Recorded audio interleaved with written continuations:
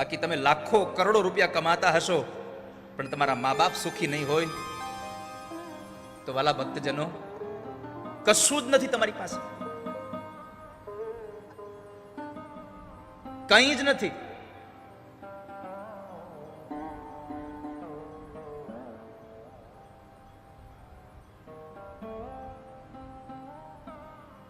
રોજના લાખો રૂપિયા આવતા હશે પણ મા બાપ રાજી નહીં હોય તો પુનિત મહારાજના શબ્દો છે,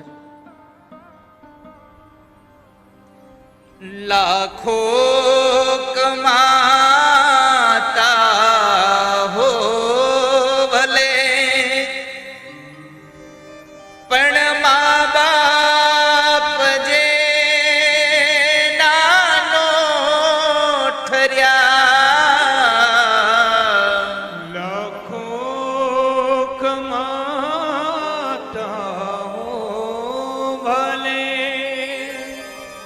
પણ મા બાપ જે નાનો ઠર્યા, મા બાપ જે નાનો ઠર્યા. એ લાખ નહીં બધી રાખ છે,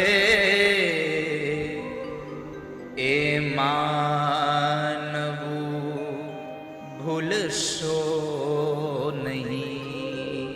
એ લાખ નહીં પણ રાખ છે, એ માનવું ભૂલશો નહીં. ભૂલો ભલે બીજું બધું, મા બાપને ભૂલશો નહીં.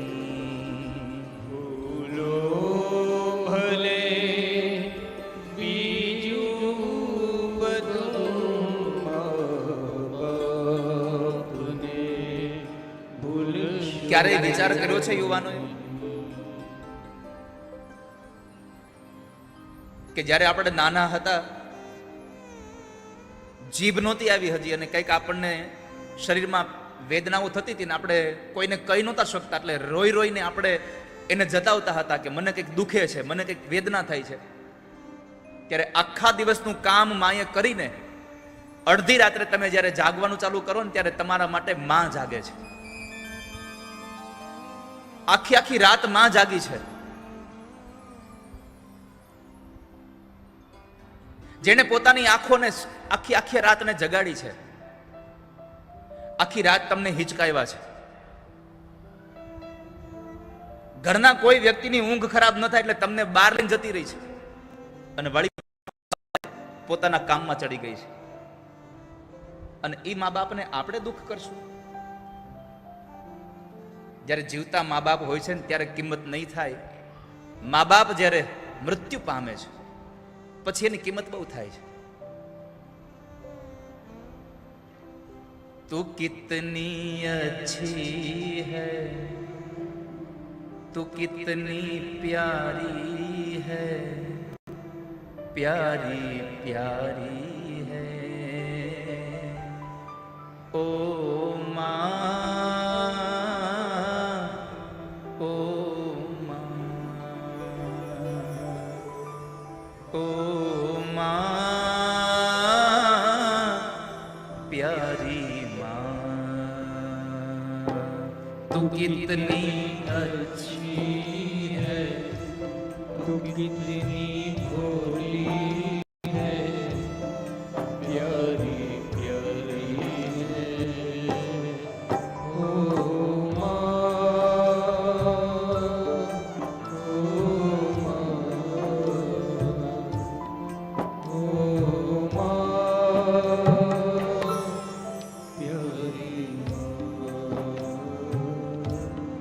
ये जो दुनिया है ये मन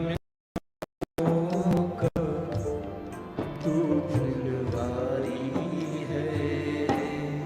ओ माँ,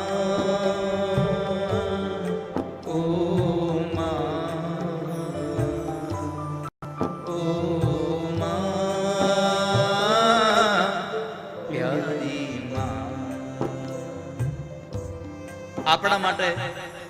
જેણે આખી આખી રાતના ઉજાગરાઓ કર્યા છે. દીકરાઓને પોતાના સંતાનોને એવડી ઉંમરે કંઈક દવા પીવડાવવાનો વારો આવે ને એને નથી પીડાવાતી, તો એ કડવું કડિયાતું એ ઓહડિયા માં પી જાય અને એ માં પોતાના પીધેલા ઓહડિયામાં પોતાના ધાવણની અંદર આપણને ઔષધિઓ પાઈ છે. અને એને જ્યારે તમે મોઢે ચડીને એમ કહો કે તમને ખબર ન પડે, તો કલ્પના કરજો કે એના ઉપર શું વીતતી હશે. આ સંસારમાં જેને જેને મા બાપ છે ને એની પૂજા કરી લેજો. અને મારું એક આપ સૌને વિનંતી છે, સૂત્ર છે, જીવનમાં સુખી કેટલા લોકોને થવું છે? હાથ જો કરો. બધાને થવું છે. જેટલાને સુખી થવું છે એક સૂત્ર યાદ રાખજો, મા બાપને કોઈ દી ભેગા રાખતા નહીં. જેને સુખી થવું છે એ મા બાપને કોઈ દી ભેગા રાખતા નહીં. સુખી થવું હોય તો તમે મા બાપની ભેગા રહેજો. જેણે આપણને પોતાની કુખમાં જન્મ પેટમાં રાખ્યા, આનાથી વધારે તો મોટું કોઈ સ્થાન નથી. અને એને તમે સેવા કરશો, એને પૂછશો, તો સંસારમાં તમારે ભીખ નહીં માંગવી પડે. ક્યાંય પંઢરપુરમાં પુંડરીક મહારાજ માની સેવા કરતા હતા અને ભગવાન આવીને કીધું કે મારે તમને મળવું છે. અને ત્યારે અંદરથી જવાબ આવ્યો કે અત્યારે તમને મળવાનો સમય નથી, અત્યારે મારે મારી માની સેવા કરવાનો સમય છે. તમારે મને મળવું હોય, લ્યો આ ઈંટ, ઉભા રહો એના ઉપર. અને ભગવાન વિઠ્ઠલનાથ ઈંટ ઉપર ઉભા રહ્યા છે. આ છે મા બાપની સેવાનું ફળ, કે ભગવાન પણ ઉભો રહે છે રાહ જોઈને.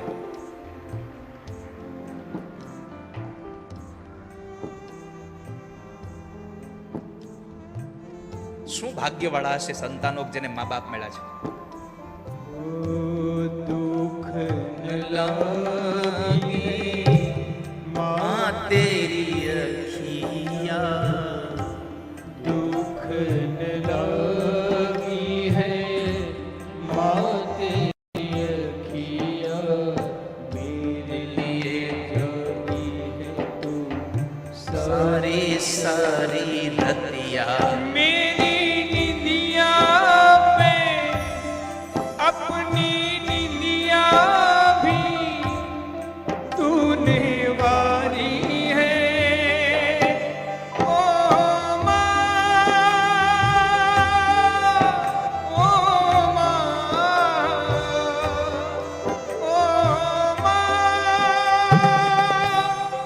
प्यारी माँ,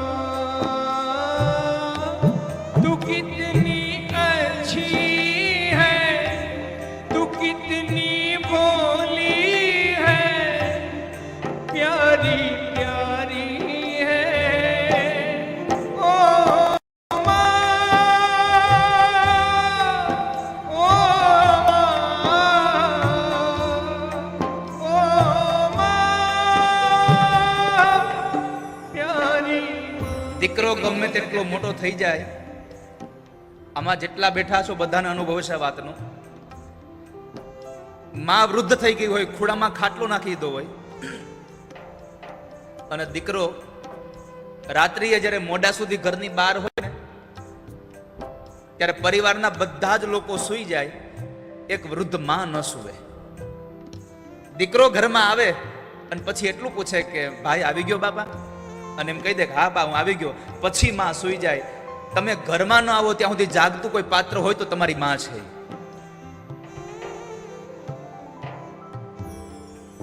અને ભાગ્યશાળી એ છોકરાઓ છે કે જેને માં છે આ સંસારમાં. माँ बच्चों जोगी जहाँ होती है, माँ बच्चों की जहाँ होती है, वो होते हैं किस्मत वाले जिसकी माँ होती है. कितनी सुंदर है, तू कितनी शीतल है, प्यारी प्यारी है. ओ माँ, ओ माँ, प्यारी माँ, ये जो दुनिया है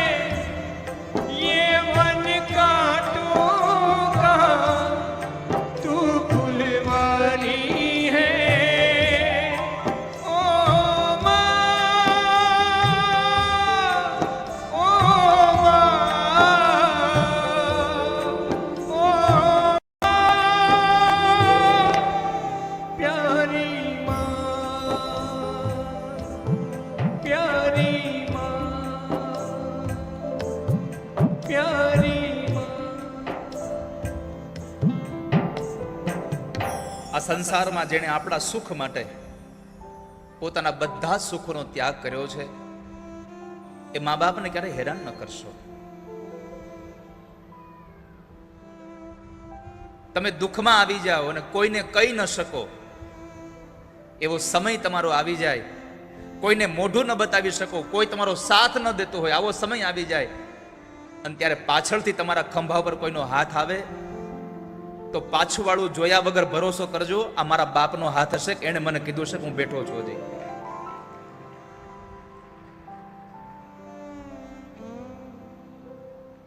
ધુંધુકારી પોતાની માને દુઃખ આપી રહ્યો છે.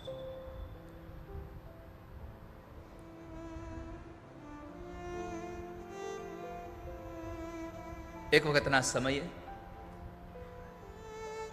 નશો કરીને એટલો મદોન્મત્ત બનીને આવેલો કે બેભાન જેવી અવસ્થામાં પડ્યો હતો અને માં રાત્રિના સમયે ધુંધુલી નીકળે છે. માનું વાત્સલ્ય કેટલું!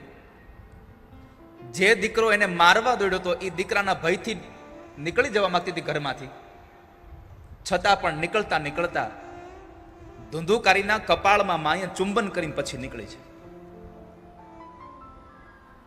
માં નીકળી ગઈ અને જંગલમાં અંધારા કોમાં પડી ગઈ, ખબર ન રહી, મોતને પામી.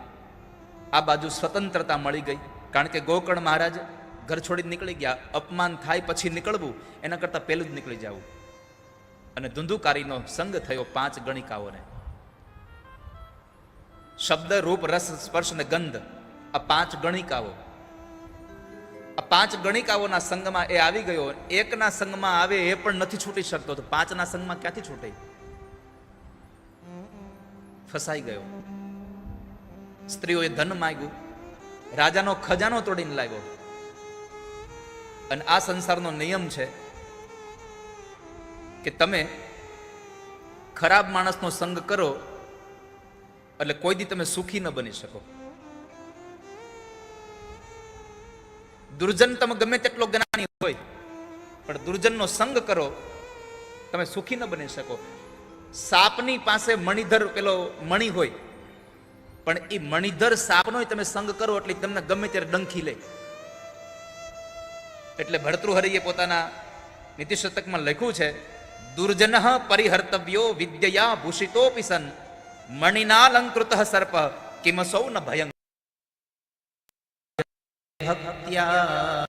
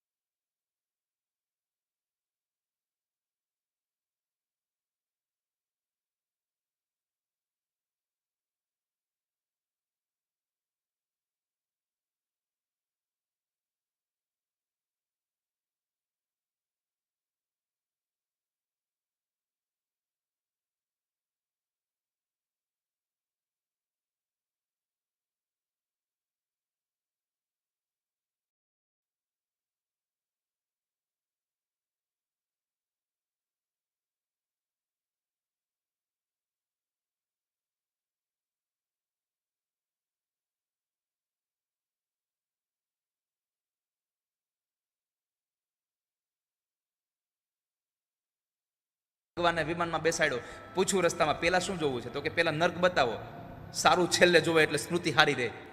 અંતે નારાયણ સ્મૃતિ, છેલ્લે સ્મૃતિ હારી રહેવી જોઈએ. મને પેલા નર્ક બતાવી દો.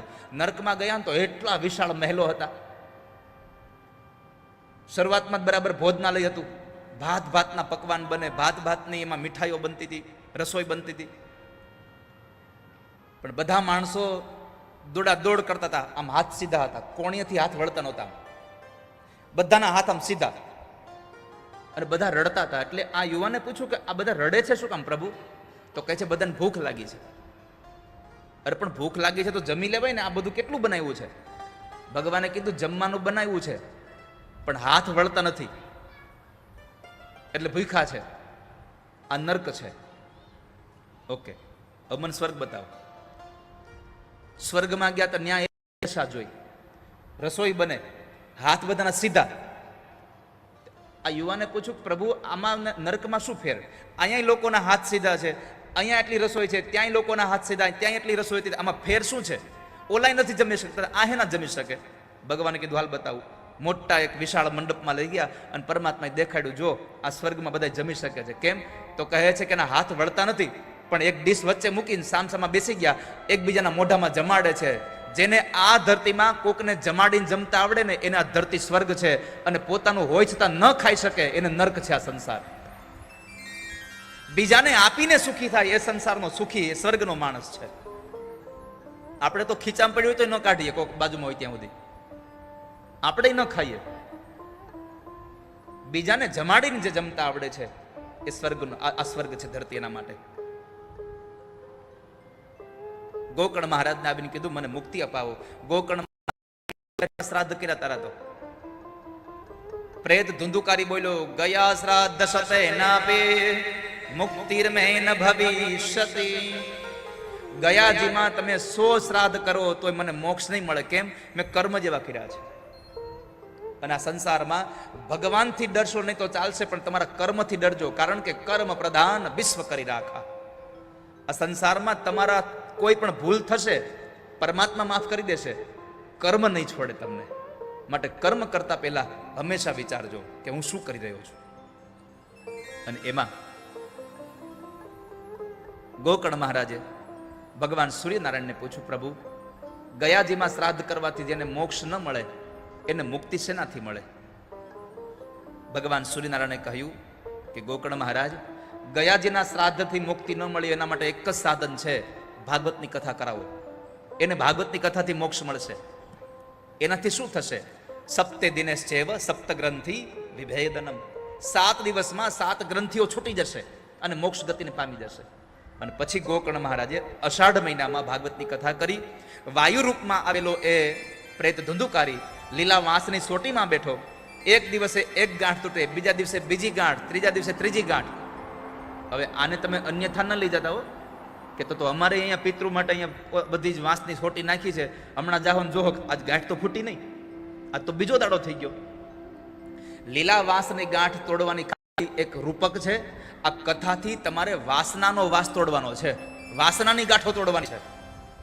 કામ, ક્રોધ, લોભ, મદ, મોહ, મત્સર, ઈર્ષા અને અજ્ઞાન, આ બધી ગાંઠો તોડવાની છે. આ ગાંઠ તૂટી જાય તો મોક્ષ ગતિ મળી જાય તમને.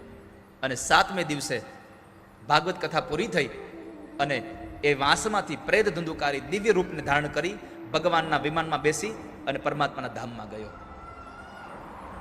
ભાગવતની કથા મુક્તિ દેનારી છે. ધન્યા ભાગવતી વાર્તા પ્રેત પીડા વિનાશિની.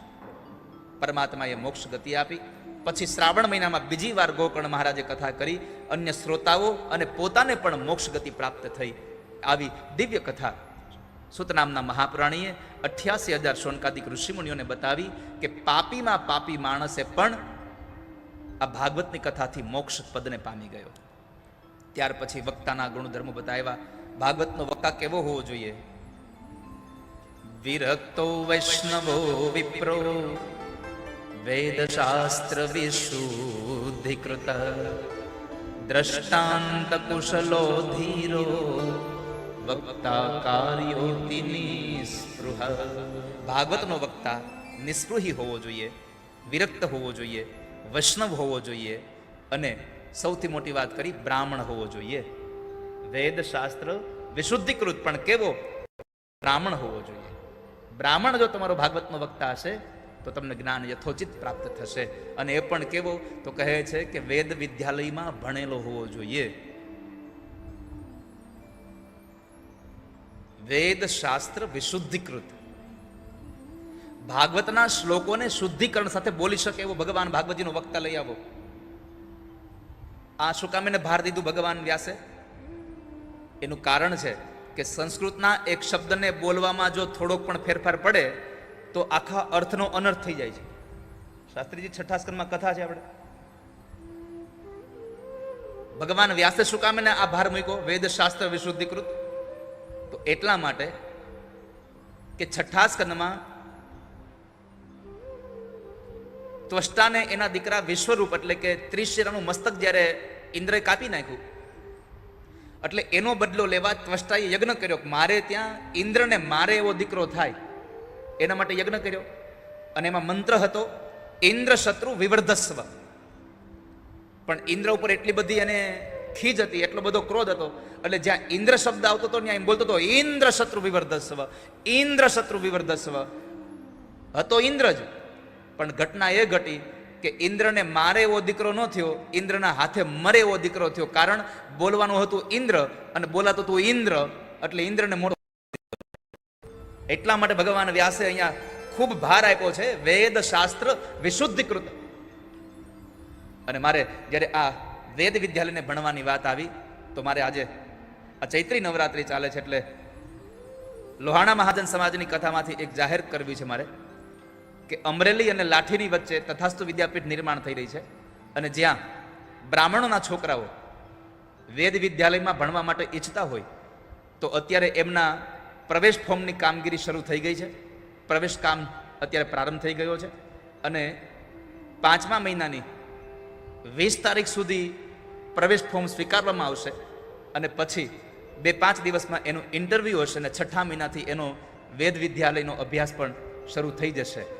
39 વીઘામાં વેદ વિદ્યાલય બ્રાહ્મણોના છોકરાઓ માટે અને 11-12 સાયન્સમાં ભણવાનું, એમાં રહેવા જમવાનું, એના ચોપડા અને એના કપડાં, કોઈ પણ જ્ઞાતિનો બાળક હોય ભણવામાં હોશિયાર હોય અને એના પિતાજી આર્થિક સ્થિતિ બહુ સારી ન હોય તો એવા છોકરાઓને 11-12 સાયન્સમાં ભણાવવાના, રહેવા જમવાની બધી વ્યવસ્થા આપવાની, 1 રૂપિયો ફી નહીં લેવાની, આવી તથાસ્તુ વિદ્યાપીઠ નિર્માણ થઈ રહી છે.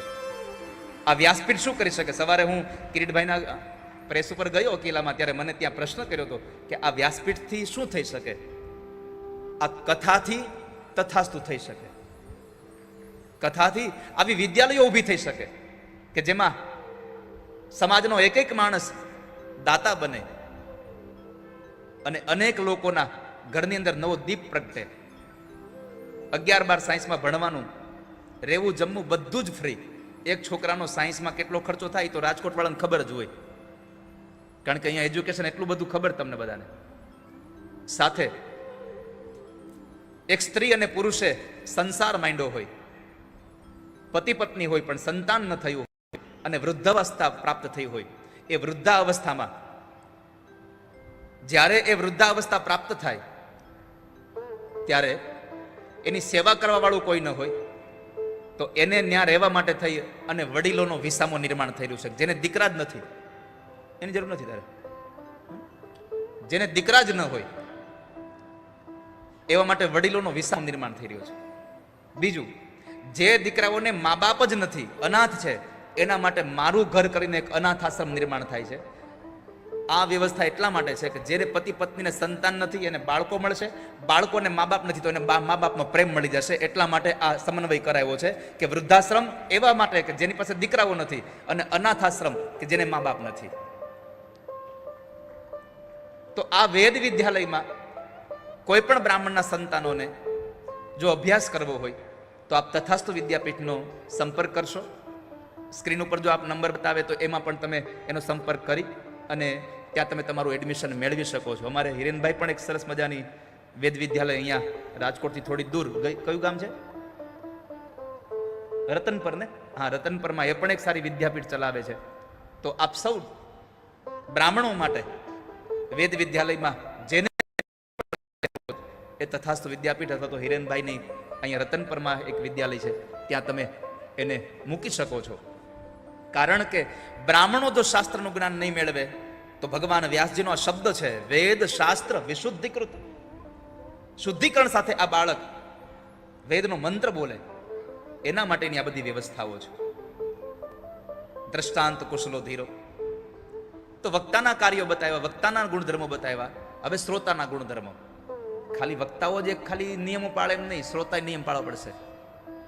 કામમ ક્રોધમ મદમ માનમ મત્સરમ લોભમેવ ચ દંભમ મોહમ તથા દ્વેષમ દુર્યેચ કથા. દુર્યેચ કથાવ્રતિ. કામ, ક્રોધ, લોભ, મદ, મોહ, મત્સર આ બધું છોડવાનું આ કથામાં અને મોક્ષ ગતિ તરફ પ્રયાણ કરવાનું. આવી સુંદર કથા સુત નામના મહાપુરાણી બતાવતા કહ્યું કે આ ભાગવત એ પુરાણોમાં તિલક છે. યદ વૈષ્ણવાનામ ધનમ. વૈષ્ણવનું પરમ ધન એટલે ભાગવત કથા છે. એ સાથે ભાગવતના મહિમાની આ મહાત્મ્યના 6 અધ્યાયને અહીંયા વિશ્રામ આપી અને શ્રીમદ ભાગવતના પ્રથમ સ્કંદમાં પ્રવેશ કરાવે. પ્રથમ સ્કંદ એટલે અધિકાર લીલા છે. અધિકાર લીલામાં એમણે મંગલાચરણ કર્યું ભગવાન વ્યાસ. જેણે આ સૃષ્ટિનું સર્જન કર્યું, જેણે આ સૃષ્ટિનું નિર્માણ કર્યું છે, આ સૃષ્ટિનું પાલન કર્યું છે, સૃષ્ટિનો સંહાર કર્યો છે, ઉત્પત્તિ સ્થિતિ અને લય જેના કાર્ય છે એવા પરમાત્મા સત્ય સ્વરૂપને વંદના કરતા. જન્માદ્યસ્ય યતોન્વયાદિતરત ચાર્થેષ્વભીઘ્નઃ સ્વરાટ તેને બ્રહ્મહૃદાયાદિ કવયે મુહ્યન્તિ યત સૂરય તેજો વારિમૃદામ यथा विनिमयो यत्र त्रिसर्गो मृषा धाम्ना स्वेन सदा निरस्तकुहकम् सत्यं परं धीमहि सत्यं परं धीमहि સત્યમ પરમ ધીમહિ. સત્યની ઉપાસના કરતો જેણે આ સૃષ્ટિનું સર્જન કર્યું છે, પાલન કર્યું છે અને સંહાર કરે છે, જેણે આપણને મોકલે છે, જે અહીંયાથી બોલાવી લે છે, એ પરમાત્માને વંદન. અહીંયા ન કૃષ્ણને વંદન, ન રામને વંદન, ન શિવને વંદન, ન શક્તિને વંદન, કેવલ વંદન કર્યા તો સત્યને વંદન કર્યા. કારણ સત્ય એ જ પરમાત્માનું સ્વરૂપ છે. સત્યમ પરમ ધીમહિ. હમ સત્ય કી ઉપાસના કરતે હૈ. એ સત્યને વંદન કર્યા ભગવાન વ્યાસે. અને આ સંસારમાં આપણે આ ભાગવત જેવો ગ્રંથ, પરમાત્માનો સત્સંગ પીવા જેવો, એટલે ભાગવતનો એક શ્લોક બતાવે.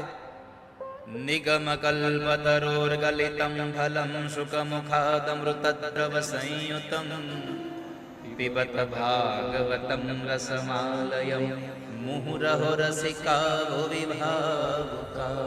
આ ભાગવત એ પીવા જેવો એક ગ્રંથ છે, પીવા જેવો રસ છે, જેને પી અને આપણું મંગલ થઈ રહ્યું છે.